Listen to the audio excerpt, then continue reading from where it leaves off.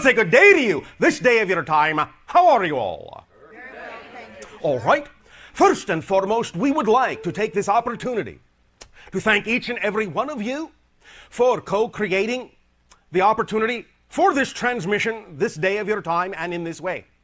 Each and every time any member or group in your civilization allows us to communicate with you in this way, it forms a link, it forms a bridge between our respective realities, and through that link and through that bridge, it creates the vibration of a new third reality in which we can every day more and more interact more closely. If, of course, that's your wish. It's up to you. The idea of contact with other civilizations is, of course, from our perspective, not something that should be forced on anyone. And one of the reasons why this kind of process takes a while is because we want to make sure it is always according to your choice, according to your preference. And not only that, but there are considerations that have to do with energy, psychology, and the foundations and fundamentals of your society. All these things must be taken into account and gauged and paced so that the process of forming contact takes its cue always from the rate at which your civilization is comfortable in allowing such a thing to happen. We will always respond to the invitation for contact from a civilization and have done so many times, but we always take our time to observe what the parameters of that civilization are on all levels possible to ensure that such a process of acclimatization is something that will happen in a way that best benefits the civilization with whom we are making contact, and happens in a way that the civilization can best process and apply in their own understanding of such things. For it would serve no purpose and no point at all for our, shall we say, presence to create disruption in your society. And we understand from observing and interacting with many of you for many of your years of counting that there are many individuals and many groups in your society that would find our presence disruptive according to what they believe their society is, according to how you have structured your society with regard to many different disciplines. It is always on our part wise to be cautious about exactly what kind of impact and effect the interaction with another civilization will have. And so we take our time, we take the idea of precaution and open contact in ways that are relatively unobtrusive. For example, this kind of contact now that you are experiencing through the channel before you. Very often you will find that what we do is we will, the beings that are trained in contact with other civilizations, will actually choose from the spirit level an incarnation in that society. And as such, as example, the channel before you, the physical being before you, is my past self in your society. And I am what you would call in your future. But the idea is that by having a life, having an experience in the reality that is destined for contact, we thus then gather through that life, through that experience, an understanding of that civilization we otherwise would not have. Were it not for the fact that we have lives in the worlds that we eventually contact, we would be far too alien to each other to even understand each other conceptually. And so, by having the life, we gather experience, we gather understanding, we gather knowledge, and we recognize that we can draw upon that to gauge, help us gauge the rate at which and the style in which communication might best serve the overall purpose of the contact. And so, by using our own past selves as, shall we say, for lack of a better term, biological transceivers, We thus are capable of opening up a dialogue with the civilization in question. And by opening up a dialogue in this way, we thus then give off a certain frequency, a certain vibration of energy that attracts those to it who are of similar vibration in a sense, at least to some degree, or at least curious about such things, or open to such ideas to a certain degree, and thus begin through such people as you call channels, dialogues that allow you to absorb information in your own way, in your own time, at your own pace. And by doing it in this fashion, it remains relatively unobtrusive, primarily because this particular style, this particular approach, does not in any way, shape, or form insist that you have to believe that we are who we say we are.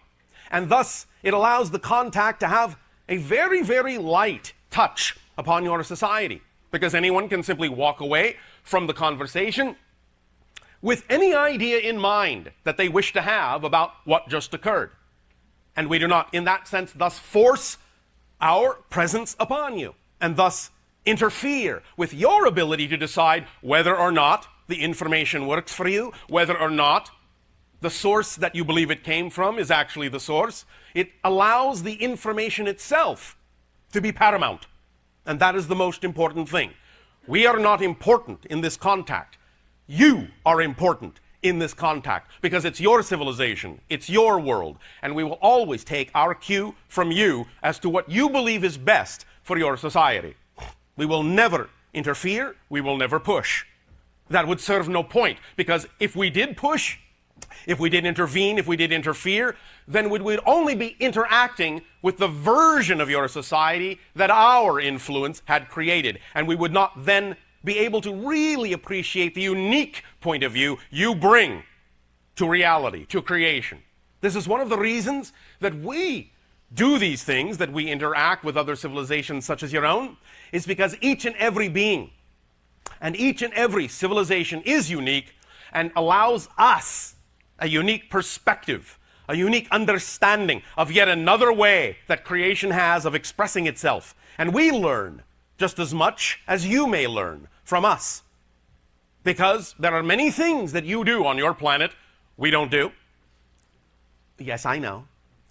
And that is why many times we have created what might be called a little bit of a nickname for you in your language. We call you the masters of limitation. But that is not meant in any way, shape, or form in the negative.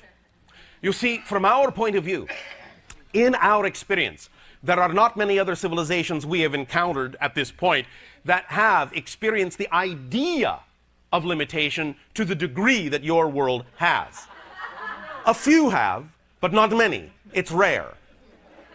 But the idea is that makes you very powerful. It makes you very strong, because it's a very strong choice to make. You might euphemistically call your world and the few others that might be similar difficult schools, where you have the opportunity as beings, as souls, as consciousness, as spirit, to actually forget that you are connected to creation. For most civilizations, that's very difficult to do.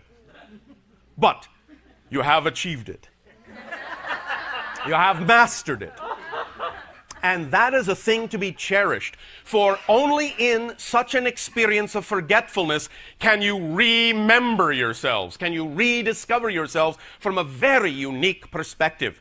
You can actually experience creation in the making, in that sense. The actual mechanism of manifestation, which on other levels would happen more or less instantaneously. You create a space-time frame of reference that allows you to actually slow the process down in such a manner and in such a way that it actually allows you to think about what choices you are making. You have created a world where choice is key, where you actually have an experience in making a choice, not just an instantaneous manifestation. Now, eventually, you will learn or remember how to create instantaneous manifestations as well. But you will have done that by coming through having forgotten how to do so. And that will add to the richness of the experience of your soul. and that will add to the richness of the experience of all that is. Because each and every one of you, as we said, is a unique point of view of creation, and creation cherishes, in that sense, values, in that sense, every single perspective, every single point of view. It adds to the totality of what you understand to be the infinite all that is. So it is a powerful thing to have chosen. It is, all right, if you wish, a brave thing to have chosen. But you are truly masters of it, because after what you would call hundreds, if not thousands, of incarnations in the idea of an experience, of a forgetting plane, of a difficult plane, of a limited plane of existence, you are now arriving at a place and time in your cycle of life on your planet where you're beginning to remember who you really are. And that's what the whole idea of the so-called spiritual movement and the awakening movement and the New Age movement on your planet is all about. You're arriving at the end of the cycle of forgetting who you are, because you've done just about every style of forgetting that you can do. You've played out just about every kind of limitation on earth that you can do. All of you, in all of the different kinds of incarnational experiences you have had, have experienced being the victim and the perpetrator, the poor and the rich, the queen and the beggar. You have all experienced the extremes of the polarities that can be experienced on your planet. And now you are arriving at a place and time where you are bringing all that to bear, pulling all that experience together to remind yourself now of how you can draw upon the richness of that experience to make these lives now, in your new time, your now time, be truly more representative of the kind of world you would like to have, to actually truly learn how to bring heaven down to earth. That's what it's all about, is manifesting a new reality that has never been manifested in a sense before in creation. By transforming the darkness into the light, you are creating a completely new experience that adds to the overall ability of all that is to experience itself. And that is a beautiful gift to have given to all that is, and we commend you for it, and we thank you for it, and we have absolute appreciation and gratitude for your willingness to have co-created that kind of an experience amongst yourselves. You are very powerful beings. Don't ever forget that. Now, now that you have arrived at a point where you're beginning to remember this, you are also becoming more aware of more things. You are becoming aware, once again, that there are realities beyond the physical. You are remembering that you are not just a physical persona, but a spiritual being. You are becoming more aware of the idea that there are other beings in creation that also exist all around you. And you can thus then, as you have, begin to arrive at a point where you reach out with your minds, where you reach out with your souls, where you reach out with your hearts and your consciousness in a variety of ways, and reconnect to all of those other members of all that is. Family members, in a sense, that exist in other places, other times, other realities. You are gathering yourselves back together in an integrated way, leaving the ideas of segregation and separation behind now that they have served you, and are moving toward the idea of pulling yourself together in a more holistic way. And as you do that, you change your frequency, you change your vibration, you give off a completely different kind of energy that to us is like a marker, a sign, a signal, and an invitation that you are ready to begin a dialogue on a certain level that helps you remember more of who you are and helps you remember that there are others out here who also appreciate you and would love to interact with you, and together expand together and create a new reality yet again on a different level altogether than what you've been creating. And so the dialogues have begun, not just from us, obviously. Many of you are aware that there are many different sources of information coming through many of you in a variety of ways. It doesn't have to be this way at all. Many of you are reconnecting to your own higher selves, your own guides, your own inner creative being, the source of all that is. And you're doing it in a variety of ways creatively, through business, through art, through music, through whichever idea, through whichever methodology represents your particular unique expression of who you are in this life. And you're beginning to understand, not only just in what you call your metaphysical movement, but even in your quantum physical movement, the idea that space and time are really just your manufactured framework. It's just an illusion in a sense, but one that you can use to your advantage to experience a variety of things. You are beginning to unlock the idea of time and space in a variety of ways, and many of you are beginning to find time and space a little more slippery than it used to be. Finding that there are weird sort of phenomenologies happening in your lives where time and space seem to shift a little bit, where you wind up in places you're not sure how you got to, or didn't think you had enough time to get to, but got there anyway.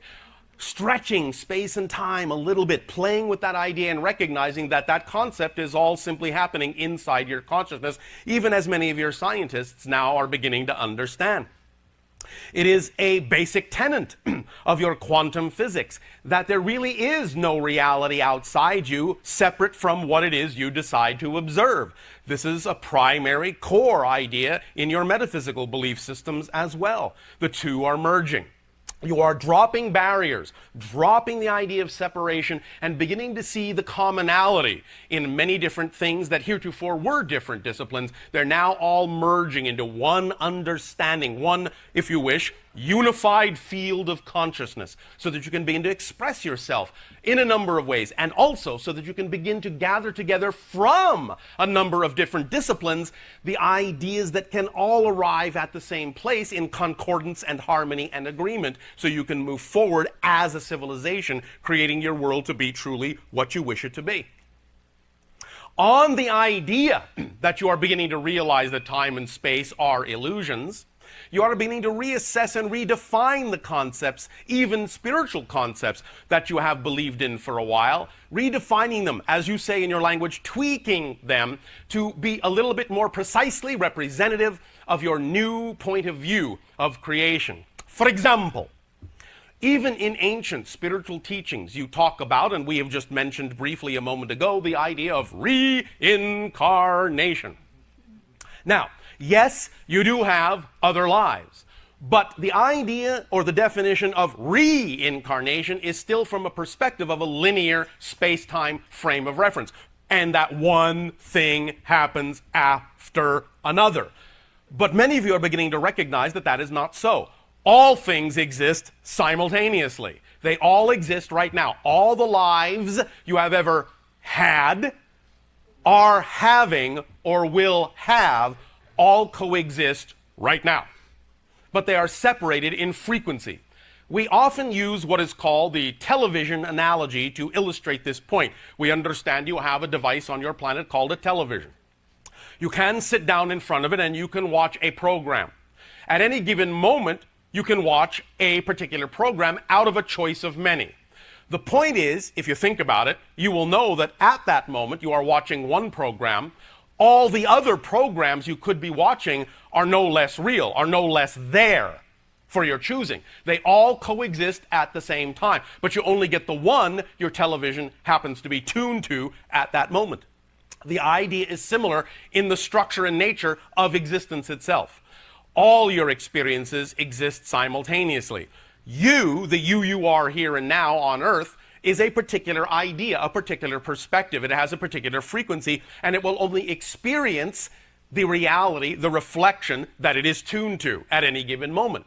But because you are broadening your understanding, many of you are capable now of picking up on the bandwidths, shall we say, of other life experiences. More concretely, the veils are dropping between them, and you can begin to recognize that you always have had communication from all your other selves, that you can absorb into this life and use that information from those experiences in other lives to aid and assist you in this one, even as other lives that you are living are drawing from your experiences in this one. There is cross-communication going on all the time.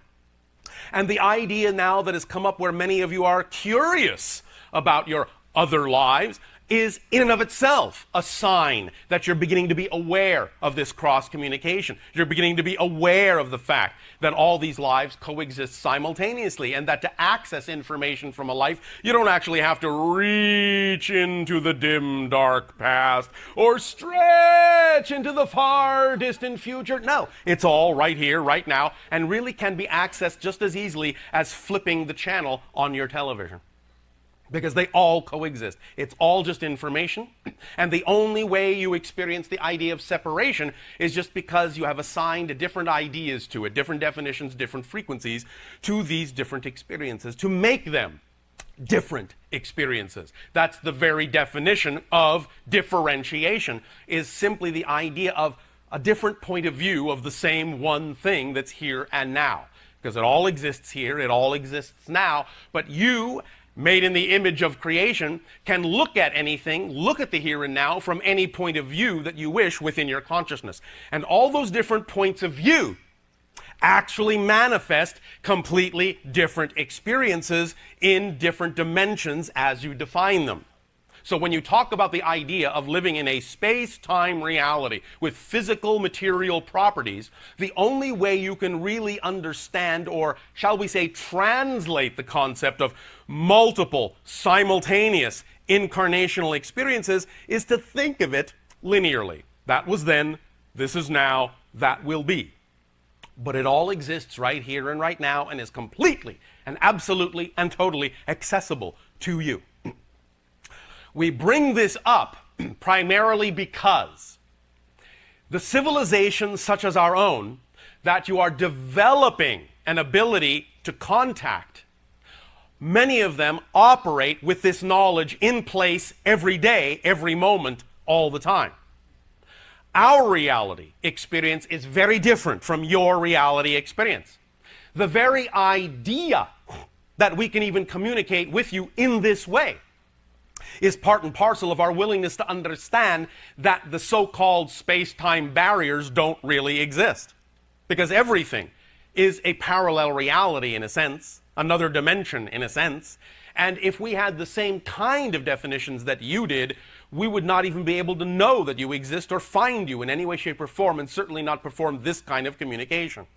But because we understand that those are illusions now in our civilization, we have the ability of understanding that what's going on in our minds, in our imaginations, in our consciousness is actually happening in your reality too. That this communication actually does cross, in a sense, from our reality to yours. And in that sense actually has an effect and get a reflection of that effect back from you.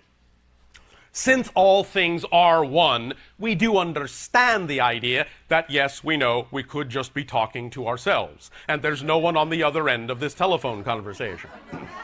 At the same time, if you really think about it, you can't really prove that anyone else in your reality exists anyway. It could all be figments of your imagination. Nevertheless, that does not change the fact that you can have some pleasant conversations. And that having pleasant conversations with all of the reflections in your reality still can allow you to change your perspective. Your consciousness can give you different ideas to explore, can allow you to express yourself in different ways. And that's really all it is. It's information, it's consciousness interacting with itself in different ways, creating different levels in which to experience itself in different ways. That's all that is. All of you, all of us, every being in creation on every level of creation are simply all the different ways that all that is has of experiencing itself. So you could say, perhaps, if you wish, that all that is the ultimate multiple personality, the ultimate schizophrenic. Nevertheless, that's what reality is. That's all it is consciousness interacting and intersecting with itself from all the different points of view that are possible for that consciousness to interact with itself in. That's all creation is. That's all experience is. And the only thing that really is real, per se, is the experience itself. Physical reality is just a mirror. It's just a reflection. It's just an illusion. What is real about it is the experience you create of it for yourself. That is what you take with you into your soul, into your consciousness. The experience as you define it. Thus, then, you can understand that in your attempts to manifest different kinds of realities, in your attempts to change your reality in ways that you may prefer, it really isn't about changing the outer reality. It's about changing yourself. It's about changing your perspective in order to get a different experience. Again, by analogy, we often use the mirror to illustrate this point. You have on your planet the idea of physical mirrors in which you can see your physical reflection. Physical reality is literally the very same idea. It's only a reflection, just like your reflection in the mirror. Now, if you're looking into a mirror and you see the reflection on your face frowning, you don't go over to the mirror and try to stretch the reflection into a smile. You understand that would be pointless. You understand the only way to see the reflection smile is for you to smile first. Then the reflection has no choice but to reflect that back to you. But what you have, because of your, shall we say, experience with limitation, come to believe, is that you have to change the outer reality first before you're willing to be happy in your inner reality. If you understand that your outer reality only takes its cue from you, then the choice to simply be who you prefer to be first is what will allow the outer reality reflection to reflect that back to you.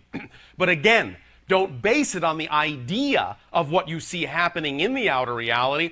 Base it on the idea of how you respond to the reality, even if it looks the same. Because that's what lets you know you've really changed. Not gauging it on the idea of, well, I thought I was more spiritual than this. Why is this still happening in my life? This doesn't look like anything I wanted in my spiritual reality. But you must understand that all things are fundamentally neutral. No thing actually has built-in meaning. In fact, one of the greatest gifts that creation has given to all beings in creation, and don't take this in a negative way, because I don't mean it that way, is that life is meaningless. Absolutely meaningless. And what we mean by that is that nothing has built-in meaning. Everything is fundamentally neutral. Every situation, every circumstance is just a neutral prop. You have free will to assign meaning to life. You give life meaning. And when you give life a certain meaning, that's the effect you will get from that circumstance. Whatever meaning you put into something is the effect you will extract from something. So positive meaning in, positive effect out. Negative meaning in, negative effect out. This is just physics. That's all it is. It starts out neutral, but because of the way your civilization has been structured, you have been brought up to believe that certain things automatically mean certain things. And by having that automatic subconscious application, you don't even know you're doing it. You don't even know you're assigning meaning to things when they happen. You get certain effects and then sit there and scratch your heads and wonder why that happened. Why did you get that? Why do you feel this way? Why do you feel that way? It's all because of the definitions and belief systems you've been brought up to believe are true. And by assigning those meanings to all the situations in your life, you get a certain reflection. You get a certain kind of feedback, vibrationally. So, now is the age upon your planet where you're beginning to wake up to the understanding that you are creating your experience of reality, and that you are beginning to recognize that the way you do that is actually through your definitions of reality, your belief systems of reality. And getting in touch with what those definitions are and getting in touch with what those belief systems are is what will allow you to truly experience the changes you say you wish to make. Now, again, the idea is that when you truly have changed, it's not about whether the outer reality looks different, because every situation can actually serve double duty. It's about how you respond differently to that will really then allow your reality the best opportunity to reflect to you what it is you prefer, in effect, in energy, in your life. So the idea is not to gauge what's going on in you by what's going on out there in terms of your success, your barometer of success, but to simply choose what you prefer, what state you prefer to be in, and understand that if you apply that point of view to everything that is happening in your life, no matter then what anyone else's intention in those situations might be, the only effect you will get out of your life is a positive one if you've only applied a positive meaning to that situation. That's your ability, your free will to determine utterly and completely. The universe cannot contradict you. When you believe in something, the universe completely supports you. Absolutely always has, absolutely always will. There is never a moment you are not supported. But Bashar, I feel unsupported. Yes, I know. But you see, then, if you have a belief that you cannot be supported, the universe is supporting you in your lack of belief that you can be supported. That's the paradox. That's what you want to get a hold of. That's what you want to focus on, is the power of the paradox in the situation.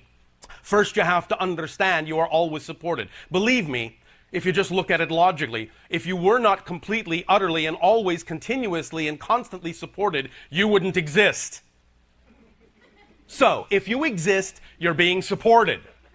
The question is not, are you being supported? The question is, what are you being supported in? You will always be supported by the universe in your strongest belief, because you have been given free will, and the universe takes its cue from you. Utterly. If you want to believe in lack, I support you in your belief. Have all the lack you want. That's how it works. But if you believe in abundance, the universe will not contradict you. It will support you as easily and effortlessly in the idea of your belief in abundance and creativity and love, as equally as it has supported you in any belief you may have had in the idea of lack and struggle and self-doubt. You see, this is the ultimate paradox. You are unconditionally supported, unconditionally loved, unconditionally. You are so unconditionally loved, you are even allowed to believe you are not unconditionally loved. That's how unconditionally loved you are. All that is loves you so much, it will still allow you to believe you are not loved if that's what's important for you to experience. It loves you that much, unconditionally.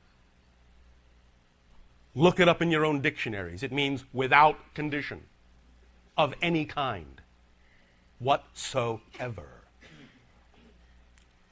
Bless you. Now,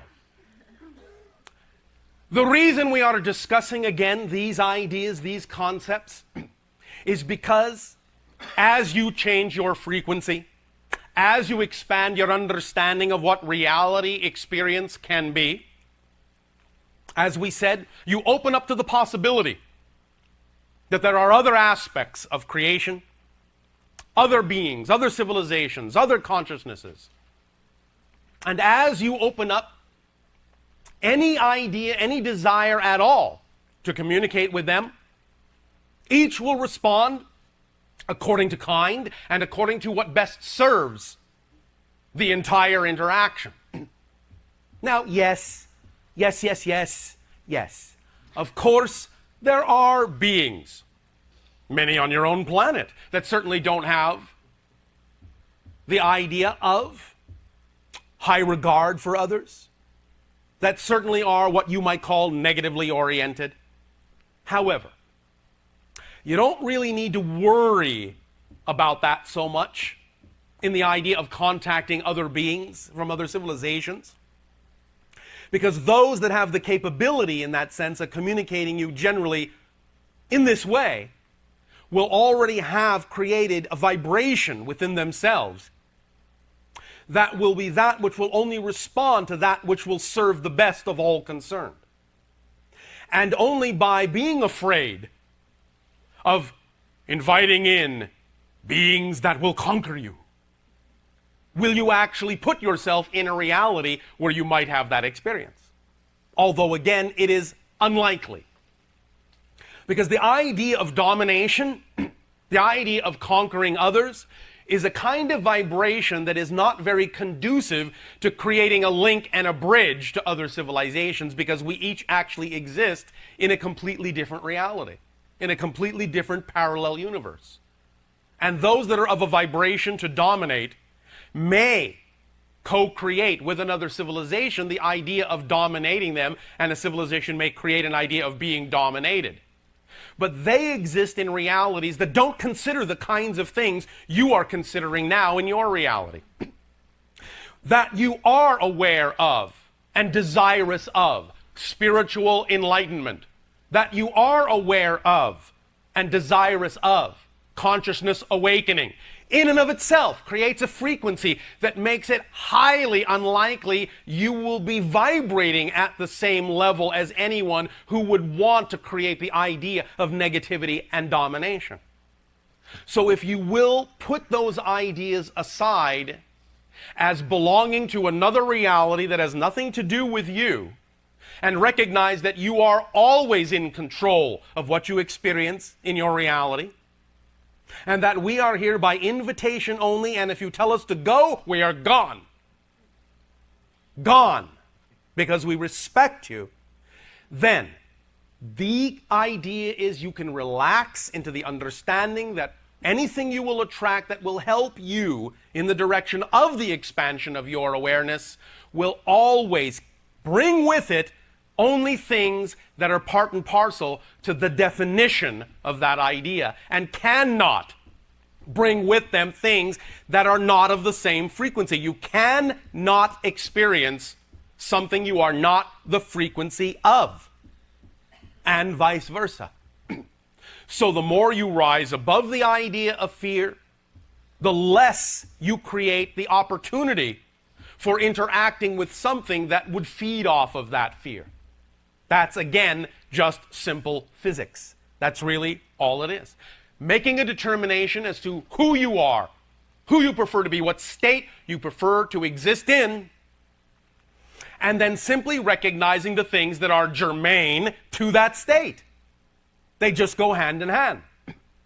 You cannot experience what you are not the vibration of. It's as simple as that. But if you contain the vibration of doubt, if you contain the vibration of fear, those are the things you allow yourself to experience in your reality. It's, again, as simple as that. But you are beginning to become more aware of this, and all of the different ways in which you are reminding yourself of this through all the different techniques, through all the different kinds of information being delivered to your planet now from all sorts of different levels, including yourself, to yourself, then you will begin to understand more and more every day that you are, in that sense, forming alliances with aspects of your consciousness that already have alliances with other beings. And that as you move into becoming more and more of your core, true, essential, natural self, that core, true, essential, natural self operates on a frequency level that by definition is already part and parcel of a kind of reality that is what you say you prefer to have on earth. And that by simply being more of yourself, you will bring that vibration down to earth and manifest that idea more and more every day that you take action in the direction of what you say you prefer. Because you are physical beings, it requires more than just thought. It requires more than just desire. It requires more than just wishing. It requires action. It requires behavior that is harmonious and aligned with your beliefs, so that you create a circuit, complete a circuit, and ground the circuit to bring the energy all the way down to earth and let it flow through you creatively in whatever way, shape, or form you deem is most appropriate for the being you deem yourself to be. This is why we say it's so important, and why you've heard from so many different sources in your New Age movement, that it's so important to follow your bliss, follow your passion, follow your excitement. You hear this all the time now in your society, but many of you still don't know why that's important. Not really, not mechanically. It's important because the vibration itself, the feeling itself, the sensation itself in your body that you call, that you recognize as excitement, bliss, and passion, that vibration is your physical body's translation of the frequency of your true, essential, core, natural self. So anything, any situation, any circumstance that contains that energy, that, shall we say, solicits that energy, that inspires that energy in you, it's a marker, it's a sign that that situation at that moment, that thing, that expression at that moment is most harmoniously aligned and most representative of your true, natural, core, essential being, and that the willingness to act on it completes the circuit, grounds the circuit, and allows for manifestation of all the things that are germane to that vibration in your reality that are capable of being manifested. Again, it's simple physics. As above, so below. That's all you're doing. You yourselves are the valves, the conduits. You yourselves are the links and the bridges from your higher template, non-physical selves to your physical reality. It is through your actions, through your thoughts, through your desires, through your feelings that you bring together a whole idea, a whole concept, a whole vibration, and ground it, anchor it, manifest it in your reality a bit more every day in every way that you can. Does that make sense to you all? Yes. All right. Now, as you progress in this idea of becoming more and more and more of the vibration of your true selves, you create a vibrational reality that makes it more and more and more conducive for others who are also operating that way as their true selves to interact with you, such as our civilization, other civilizations, and so forth. Now, again, please understand, when we speak of ourselves that way, we are not in any way, shape, or form saying we are better than you. We are not judging you. You are perfect as you are. We are equal to each other. We are simply different. But the similarities we have are where we form the links and where we form the bridges to allow us to co-create together a new reality in which we can together interact and generate new experiences, new exciting ideas that heretofore we didn't even imagine could be generated, could be experienced. We are more than happy to share with you the things that give us joy, the things that give us excitement, the ideas, techniques that work for us, that we know can work for you to create the reality you prefer if you wish to use them. But you don't have to use them. Again, we are imposing nothing on you. We are just sharing what has worked for us. If you want to use them, we guarantee that if you do use them, you will get an effect. If you don't want to use them, we guarantee you will get an effect. One way or the other, it will be the effect that's appropriate and right for you. And that's the most important thing. As we co-create a new reality together, it must be a reality that is the best for all concerned. Otherwise, there's no point for us in it, nor for you, really. So, as you become more of yourselves, and as we share with you ideas that might assist you in becoming more of yourselves, that process in and of itself will enhance, increase, and accelerate the likelihood of contact in other ways between your civilization and ours and other civilizations within our association of worlds and other beings and other civilizations yet to be discovered. That is really what contact is all about. It is the enhancement in a relationship with each other, of each other, by each other, for each other, to allow both to become more than they were before, more than the sum of the collective parts. And in that sense, add a new experience, so to speak, within all that is, so it experiences itself in yet again a new way, on a new level, from a new perspective. Yes, we understand the paradox that even though everything already exists, you can actually still have a new experience. But again, that's the power of creation itself. That's the power of paradox, and why we often recommend that you find it, that you look for it, that you seek out in any given situation the paradoxical elements. Because when you see the paradoxical elements in any given idea or concept, when you can see both sides, that means you're standing squarely in the center from which both ideas issue, and that means somewhere in the middle, in you, in your consciousness, that is where both of those seemingly contradictory ideas are actually the same one idea, just seen from different points of view. And that's when you truly know you are gathered together in the center of your being. When you're dealing with paradox in your life, you are truly blessed. For you're really standing at the crux of creation, right in the center of the crucible of manifestation, and you can learn to use paradox to your advantage. And we would recommend and suggest highly that you do so. Also, the understanding that as you begin to dissolve your concepts of space and time, you will also experience another kind of phenomenology in your life more and more, and that is something you have labeled synchronicity. Coincidence. Oh, that's just an accidental coincidence. There are no accidents. There are no accidents. Yes, there is randomness, but there are no accidents. There is orchestration on every level. And when you begin to experience either positive or negative synchronicity, as you may define it, the idea is that that shows you, it's a reflection, that shows you everything is connected.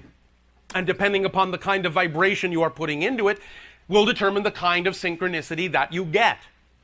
Synchronicity, in that sense, is your way physically of interpreting the concept that everything is one, that everything is here, that everything is now. It's just being manifested in a kind of a space-time way, where you recognize the coming together of things in a meaningful way that illustrates and reflects to you the meaning you have put into those particular props, those particular symbols. And it's being reflected back to you to show you this is what you're in alignment with.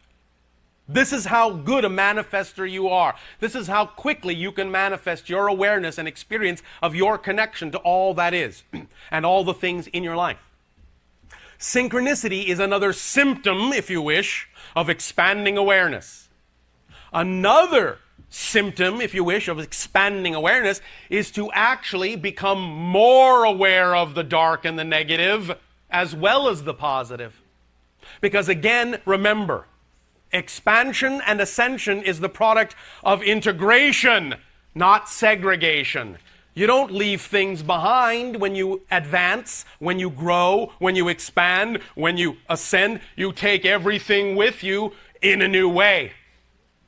And so to do that, you actually have to become more aware of the darkness, equally aware of the darkness as you are of the light. Again, we hear many people in your so-called New Age or spiritual age movement complaining that because they think they are so spiritually advanced, the idea of experiencing in their lives or being aware of negativity should be going away. No, just the opposite. The more aware you become, the more aware you become of everything. And that's the idea of integration, is that you're able to understand how to be aware of everything, but how to, in a relationship with it, become neutral toward it all. So that you can then choose what you prefer without devaluing what you don't. Recognizing that you prefer one thing over another is not a negative judgment. It's an observation. A neutral observation of simply recognizing something that is of a vibration that is more harmoniously aligned with the vibration of your true core essential being. That's a recognition. That's fine. But by judging something to be of lesser value than another thing as a choice is where you actually put the spin on it that actually amplifies the negative energy you say you want to move away from. You actually attract yourself toward it when you judge it. That's actually the meaning of the phrase in your Bible, judge not, lest ye be judged. It doesn't mean you're being judged from outside. It means that as you negatively judge a thing, as you devalue it, you take yourself to the level of the vibration that you are devaluing. Because again, remember, you cannot perceive what you are not the vibration of. And if you are perceiving something as valueless, you have to be in a state of valuelessness in order to experience that feeling about that thing. So you have to be devaluing yourself and put yourself on the same level to call something else as having no value. So when you recognize that that is not the state you prefer to be in, you will unconditionally love all the choices that are available, recognizing them as choices, for that's all they are. All that is does not devalue them. All that is contains darkness and light. It knows that. And it knows that that is part and parcel of being all that is. If it didn't have the darkness, it wouldn't be all that is. It would only be half of what could be. And that's all it would be. But because it is all that is, it contains all that it can, and appreciates and cherishes and supports every single aspect of it.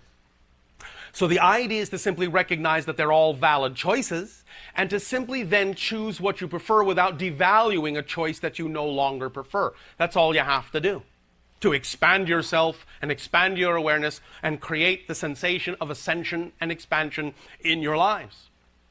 Now, again, the idea, the trick, if you will, is how to put what you call the proper spin on these things, which means how to define everything in your life in a way that is harmonious with who you prefer to be. Many times we have shared with you our definitions of things and illustrated how diametrically opposed they are to the definitions that you have harbored about certain things in your reality that generate the kinds of experiences you have. But it is all about how you define a thing that allows you to determine how to experience that thing. So again, for example, in the idea that yes, we all recognize, as we said at the beginning of this transmission, that you and your planet have chosen to come up through vast amounts of experiential limitation, vast amounts of what you would call dark energy or negative energy. All well and good. And we've talked about the idea of recognizing that the choice to do that is actually an illustration of how strong you are as a spirit. So that's one positive way to look at it. But also, you can look at it this way. The idea now is that many of you may be saying, well, we're seeing now in this so-called new age of awareness, even more and more negative things coming up, more and more violence on the planet, more and more dichotomy and polarity on the planet. Yes. Because you're at the end of the age of the cycle of limitation, you don't have much time left in which to experience those things. You have to hurry up and get them all out on the table. Get them out of your system. Bring everything up to the surface so it's all transparent, so you can clearly see exactly what everyone believes, positive and negative, and make a determination for yourself what you want to choose. Nothing hidden any longer. Nothing hidden at all. The people that hate you and say so. And try to kill you. And say they enjoy doing it. And now you have an opportunity to simply recognize they have made a choice based on their beliefs, based on their definitions, and you can allow yourself to give value to the fact that their soul is learning from that experience, or will at some point learn from that experience. And you can simply recognize now it as a vibration that may not be your preference, and that can aid and assist you in making determinations as to how to relate to your world in a different way and change yourselves in such a manner that will really, truly allow you to experience a different world. And here's the secret. It's not because the way you change will change others around you. It's because there are, and here it comes, pay attention, already existing an infinite number of parallel Earths, each of a different vibration representative of a different reality. And the vibration you change to will determine which Earth you experience that already contains the people that are already germane to that vibration. The people around you may seem to change, but that's an illusion of continuity, or they may not seem to change. The point is that eventually you will no longer interact with them, no longer experience them. You will wonder where they went. They may take themselves out in a variety of ways. They may do so by appearing to die. They may do so by simply disappearing from your life, and you never really know what happened to them. But the point is that eventually you will recognize that what you've done by changing yourself is you've simply shifted your consciousness to a parallel reality where those vibrations no longer can exist. You haven't changed them. And if you're still interacting with versions of them, that's what you're interacting with. You're interacting not with a changed person, you're interacting with a version of that person that already existed in that reality, that's germane to that reality. All these parallel realities already exist. Changing your world is not actually changing your world. It's leaving one world for another. Shifting your frequency to a different program that's already running on your giant TV of the universe. That's what it is, and that's why it is said, if you want to change anything in your world, all you have to actually do is change yourself.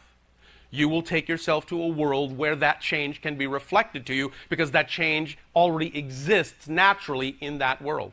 And thus then the idea of giving positive meaning to your experience will allow you to extract a positive effect and a positive experience for yourself. Remember, we said the only thing that's real is experience. That's it. Everything else in that sense is simply a symbol, a reflection of experience. The only thing that's real is experience. Physical reality is not real empirically unto itself. There is no out there. There is no out there. That's the illusion. It's all here. It's all now. All of it. Every bit. Another analogy we have used with regard to the idea of the darkness, the experience of the darkness you have created on your planet, to give it a positive spin, is what we have called the rubber band analogy. And the way we explain that is just as you have on your planet the idea of a rubber band, and you know that if you take a rubber band and pull it back and let it go, it shoots off in another direction, the opposite direction. The idea of the degree to which you have chosen to experience limitation and darkness on your planet is actually a beautiful thing, because the degree to which you experience the darkness is the degree to which you will also experience the light. The rubber band analogy is that the farther back you pull the rubber band into the darkness, when you finally decide to let go, that's how much farther and faster it will shoot on the other side. Because you're giving it all that momentum, all that energy by pulling it so far back into the darkness. So when you do reach critical mass and you do cross the threshold and you do finally let go after straining for so long to hold it back here in the darkness, it will shoot very quickly onto the other side and go that much further into the light. And that's why your planet is so fascinating to so many beings, is because, well, I'll just put it this way in your lingo. You're where it's all happening. It's a very exciting world. You're going through a very exciting transformation. And you are allowing us, and we thank you, to go along for the ride and learn from you. Believe me, what you're going through, what you've gone through, is not for naught. Other planets that are going through similar things, but maybe not quite as intensively, are learning from you. Because we pass along information from your experiences to them. And then they go, well, if they can do it, anyone can do it. If they can find light from that much darkness, our problems don't look so bad. So thank you, Earth, for being the advanced university of limitation and release. Limitation and release.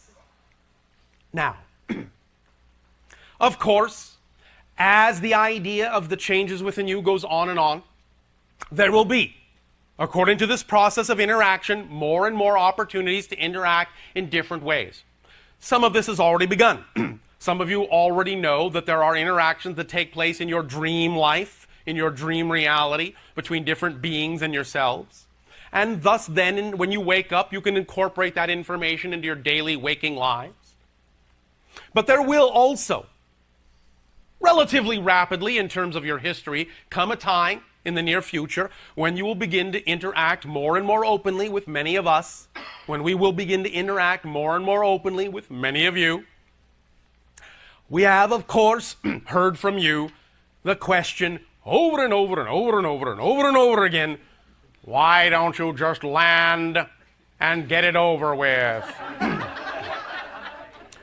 Now, again, please, please, please, no offense, we love you, but would you want to land in an insane asylum where all the inmates had guns? So, just to illustrate the point dramatically or even melodramatically, since we know many humans love melodrama, the idea is simply that it's not appropriate not only for us, it's not appropriate for you for the following reason. As we have now begun to explain, there are different states that you may be in, and a different state of vibration is representative of a different state of psychology. And when you are still experiencing the idea where there might be belief systems that are buried within you that you might be afraid to look at, that you're not ready to integrate, interacting with a civilization that is more highly integrated would be like taking a very slow turning gear and a very high speed turning gear and jamming them together before they have a chance to synchronize. Our vibration would overwhelm you to the point that it would force the issues you're not ready to look at to the surface of your consciousness, and in many cases actually cause psychotic shock. That wouldn't be very beneficial for our communication in the future. Now, we know many of you say, oh, no, I'm ready. Land tomorrow, land your ship tomorrow. I'm ready to walk on board and say howdy. All right. However, many times people have asked us this, and in the 23 of your years that we've been communicating with you in this way, we have agreed on 3 different occasions to actually go ahead and do that. We've told the person where to go, when to be there, and that we would land our ship and meet them. In every single case, no matter how sure they were that they were ready, as soon as they perceived that they started to see something coming down and landing, every single one of them ran, scared out of their wits. Again, not because they were scared of us, because they were scared of what was coming up within them. And it was overwhelming them, and in that sense they couldn't deal with it, panicked, and fled. It is a real energy vibration. And what you are experiencing of our energy in this, because we are obviously giving off a percentage of our energy through the channel's body, and in that sense out into the room, immersing you in it, as we are then picking up on the vibrations of all of you, what you are experiencing of our energy now is about 1/10% of what we are. The idea is to understand that this must be done gently so that you meet us halfway, at least. So that you really understand what you're getting involved in. Because you must understand, what you are coming into contact with is an entire galactic society. And much of the idea of how it functions is nothing like a lot of your science fiction. It functions in a very different way, using synchronicity in ways you have absolutely no idea of, to allow itself to expand and grow and interact with other beings and have experiences that you would find daunting at this particular point. So bit by bit, you become an honorary member, and then an initiate member, and bit by bit, you learn the ropes, and you begin to interact with more and more beings, and in time, you are, in a sense, given an assignment. And the assignment, one of the first assignments on that level your planet will be given, is to begin to interact with another civilization that's coming up the ladder in their evolutionary consciousness process. And you, in a sense, will then eventually, to them, be as we are to you. You will be their UFOs. And you will cause buzz in their society. And you will observe them and help them and learn from them as they learn from you. That's a ways down the line in terms of time as you count it. But as things are going along right now, It is our perception of the energy reading we are taking right now that somewhere between your year of 2033 and 2037, you will become true members of the association on a beginning level. But by that time, somewhere after 2015 to 2017, as we read your collective energy now, one way or another, through a variety of means, your entire planet at that point will be aware of the fact, and I mean aware of the fact, that other civilizations exist. There will be no question any longer after those years that other civilizations beside your own exist. There will be a few more strong sightings and interactions after that point that will drive the point home. And it will cause you to really rethink what's going on in yourself to the degree that by your year of 2025, you will have established enough of a change within yourselves that it will begin to accelerate the process toward the 2033 to 37 mark of becoming an initiate member in our particular alliance of worlds. Now, again, it's all up to you. Remember, there's no such thing as a prediction of the future. There is only a sensing of the energy that exists at the moment the prediction is made. If that energy doesn't change direction or momentum, it will come to pass. If it does, it won't. But there is no such thing as a prediction of the future. No psychic ever predicts the future. There are an infinite number of probable reality futures. A psychic is picking up on the idea of the vibration that is strongest at the moment the prediction is made in the present. A psychic is reading the present more fully, not the future. But if that energy doesn't change, the prediction comes to pass. But often, a prediction will actually add energy in such a way as to render itself obsolete. Because when you hear a prediction that is representative of a reality you don't prefer, then you change the energy and you yourselves render the prediction obsolete. Doesn't mean the prediction was wrong. Means you've rendered it obsolete by being made aware of where the energy was at the moment the prediction was made. And if you don't like it, you can change it. That's how to use psychic ability, is expanding your awareness of what's going on more fully here and now so you can really chart the course you really wish to chart. Now, one thing we can obviously say to you with a relatively high degree of conviction and certainty is, if we were not going to ultimately interact with you in a blatant and open manner, we probably wouldn't be having these conversations at all. So the fact that we're having this communication now, even in this way, is an indicator that it's highly likely that in the time frame I have just laid out for you, you will, within that time frame, experience more and more and more solid contact with us and other civilizations. Although we will not be the first ones you will make official contact with physically. No, I won't tell you who it is. However, as I said, the first step is that somewhere around your year of 2015 to 2017, and I'm not saying it's because there will be landings everywhere, but somewhere around that time, your entire civilization, relatively speaking, will be absolutely aware that it will be a fact that other civilizations exist. Now, many people on your planet have talked about the idea of the year 2012. The idea of the end of a cycle, the beginning of a new. Well, yes, it is. And it represents many different kinds of things with regard to your overall collective energy and consciousness. It's like the leading edge of your consciousness wave, a critical mass threshold crossing idea, wherein upon after that moment, there will be a heightened acceleration on a variety of levels in your society.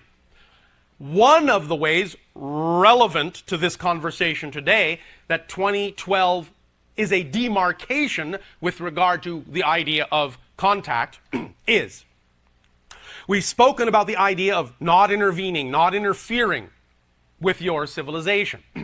there has been, relatively speaking, a kind of hands-off policy to make sure that the choices you were making in that sense were your own and we were not interfering unduly in those choices. And so a kind of quarantine has been on your planet for thousands of years. Don't mess with the natives, so to speak.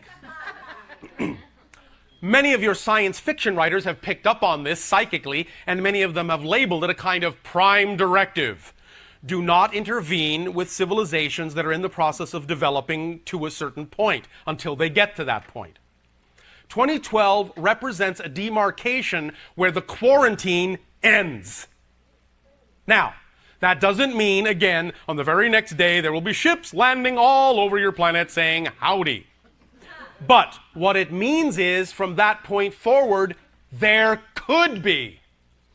The quarantine will be lifted, and from that point forward, it'll be completely and utterly, totally in your hands as to how quickly contact will occur. It will no longer be the product of us taking a hands-off backseat position or attitude.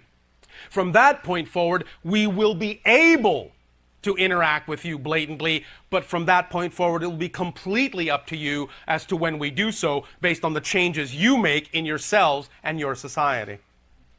Is that understandable? Yes. All right. Now then,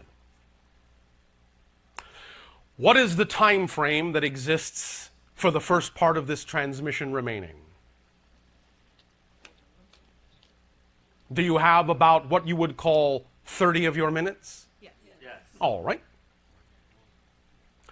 We will then, at this phase, interact with you more directly in the form that you call questions for the remainder of the first phase of this interaction.